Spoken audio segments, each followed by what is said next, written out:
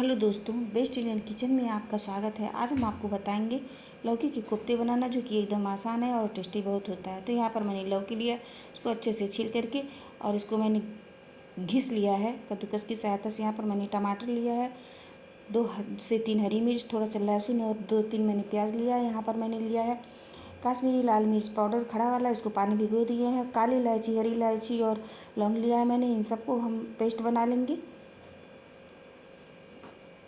इसमें हल्का सा पानी डाल देंगे और इसे एकदम बारीक पीस लेंगे। यहाँ पर मैंने एकदम पेस्ट बना लिया है। लौकी को मैंने छील करके अच्छे से घिस लिया है। अब हम इसमें 2 बड़ा चम्मच डालेंगे चने का आटा, 2 चम्मच डालेंगे कॉर्नफ्लोर,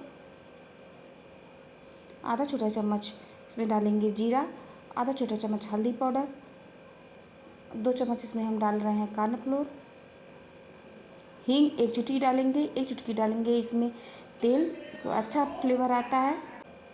और इन सबको अच्छे से मिला लेंगे। इसमें हम स्वाद के अनुसार नमक मिला लेंगे। यहाँ पर तेल मैंने पहले से गरम कर लिया है, छोटे छोटे इस पर पीसेस काट लेंगे। यहाँ पर आप देख सकते हैं कढ़ाई में मैंने तेल गरम करने के लिए रख दिया है। इसमें हम प्याज को डाल देंगे। प्याज मैंने 2 मीडियम साइज़ के लिया है और इसे गोल्डन करेंगे।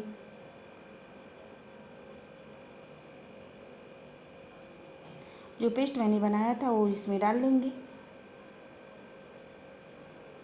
आधा छोटा चम्मच हल्दी पाउडर, गरम मसाला आधा छोटा चम्मच, धनिया पाउडर 2 छोटा चम्मच, नमक अपने हिसाब से डालेंगे।